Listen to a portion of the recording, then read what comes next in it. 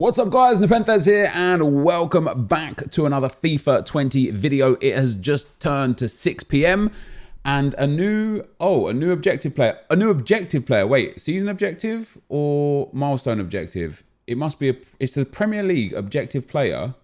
I've just seen EA's Twitter account. It doesn't look like a milestone card, but it looks a little bit like a milestone card. It's Trossard.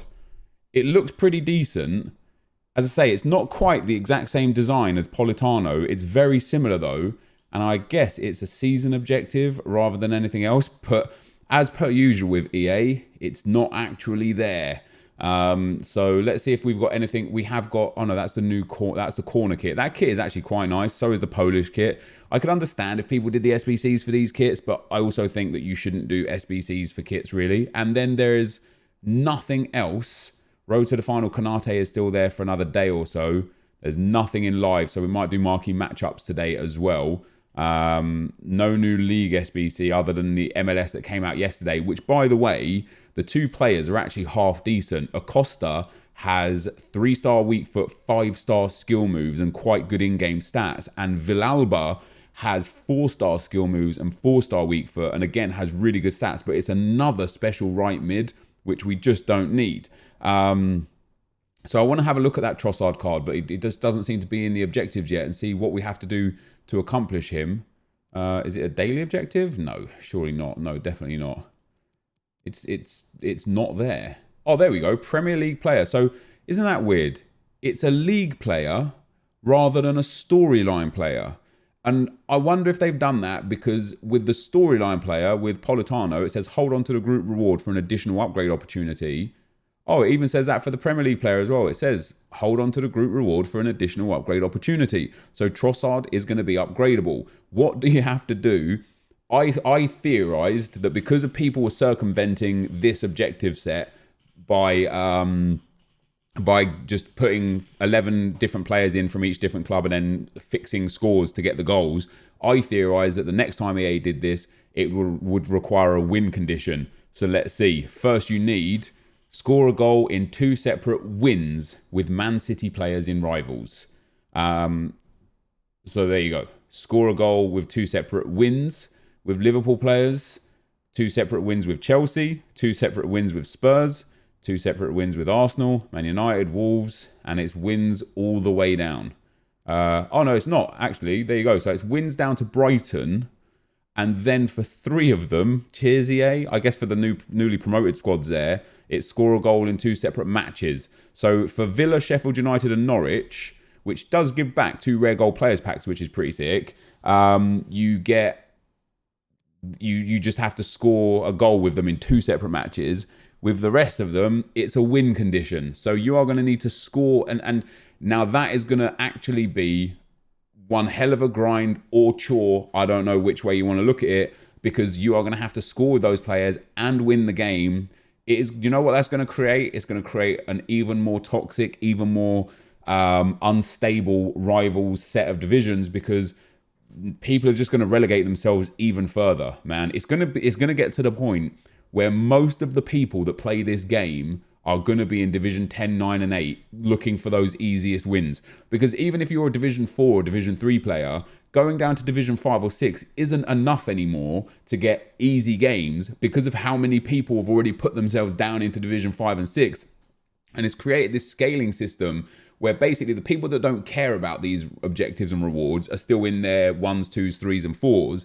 Everybody else is just dropping and dropping and dropping to the point where if you've dropped to Division 5 and you're a Division 2 player, you're probably playing against mostly Division 2, 3 and 4 players where you're not getting that much of an advantage. So it wouldn't surprise me if even Division 6 and Division 7 started becoming abnormally difficult for people that are like Division 3 or Division 2 players. Now, this card looks okay. I remember his card anyway. It has 4-star, 4-star. We'll go and have a look at what the card has. Do we have any packs in store as well? I will open them. I just need to club stock a little bit. So we do have some promo packs. We'll get to those in just a second. Let's go and have a look at this Trossard and see how good he's going to be. Now, in terms of stats, I want to almost compare him. We'll take a look at those 2 MLS players as well for you guys, right? Because on the face of it, and I know face card stats aren't necessarily everything, but on the face of it, he looks very similar to one of the MLS players, to Acosta. Acosta actually has more pace, one less dribbling, a little bit less less shooting and passing, and more physical. And that, for me, kind of makes it a little bit of a sucky card unless the in-games are on point. So let's go and get Trossard, Premier League left wing. Where is he? There you go. So there you see the stats. And obviously this one does say that you have potential upgrade opportunities. EA never explain how that works, but here we go with Acosta, as I said, guys. So in terms of his skill moves, weak foot, 3-star, 5-star, which is actually nice. 3-star would be, obviously 3-star weak foot sucks a little bit. 4-star would be much, much better. In terms of his attributes, his agility and balance are insane. His stamina and aggression are insane. His short passing and vision are already absolutely brilliant. His pace is very, very good. This is a quality card. A Deadeye or a Maestro on this card, and he becomes a really, really good option, especially due to the fact that we've had so many MLS special cards. Schweinsteiger, Carlos Vela, Martinez. There was another one as well, wasn't there? I can't remember who the other one was. But there's so many special cards. And then when you look at Villalba as well, another one with insane pace and insane agility and balance, very good stamina. His shooting is already quite good as well. So again, a Deadeye on him or maybe a sniper or something like that, he becomes a really, really usable card. And when you compare Trossard, like I say, to Acosta, when you look at the stats, Costa has 2 more pace, loads more defending that's quite irrelevant, 2 more physical, and then only 1 less passing, 1 less dribbling, and 3 less shooting. But let's have a look at Trossard's stats here. First of all, he's high, medium, 4-star, 4-star, which is really good, and it's a left wing / left mid, which is really, really good because we are short on special left-sided cards in the game cycle so far. So it's nice that EA have popped that out. And then let's look at his in-games. So pace is good. I don't like the way they split that personally. 97 acceleration and 81 sprint speed. It means that he will get up to that pace fast, but putting a chem style on him for pace is going to be a little bit stupid because his acceleration is already capped out. You're literally wasting stats. His positioning isn't the best. Finishing is nice, long shots is nice, and shot power is okay. Volleys and penalties are irrelevant in this game as they have been in any other game previously. Last year, for the first time ever, volleys were actually relevant. This year, not again. They're irrelevant. So, yeah, long shots are really, really nice. His finishing is quite good. You know, top tier with the right chem style. You boost those up into the mid to high 90s. His vision is good. His long passing and short passing are already quite good as well. So I like that. His crossing's not bad either. And again, a Deadeye on this card might actually be fantastic because his composure, dribbling, ball control, balance and agility are spectacular. He's got good stamina for a card at this game as well. And we talked about this a lot. Stamina right now in this game cycle, you don't need huge stamina to be super useful for the whole 90 minutes. I don't know what changed. I don't know what they swapped compared to this year, last year.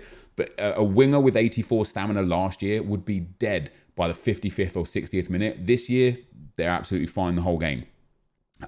So yeah, stamina is fantastic. His dribbling is fantastic. I do think a Deadeye on this card might be real nice.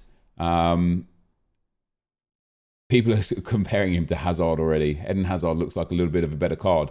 But let's get into Futbin real quick and have a look at Trossard on Futbin. Be interesting to see the upgrade from him to his other card as well. Hold on, let me just change my monitor over here. We need this one to be this one. Nope, wrong one again. There we go. So compared to his base card, they've given him 6 pace, 5 shooting, 8 passing, 6 dribbling, 5 defending, 10 physical. Now, all I'll say is this, straight away, even though it's got win conditions and even though it's going to completely obliterate division rivals, the fact that you can earn this card and get 22 player packs along the way, I'm all for it, man. I don't like the execution as per usual with EA, but the idea, the sentiment and the card and such itself is fantastic. I would probably look at a Deadeye on him. Yeah, Deadeye makes his shooting phenomenal. His short passing and vision brilliant. His long passing is already quite nice and his crossing gets a boost. And his dribbling is already quite nice, but you could put a Maestro on him too to boost that dribbling up as well. And his reactions are a bit of a sour point.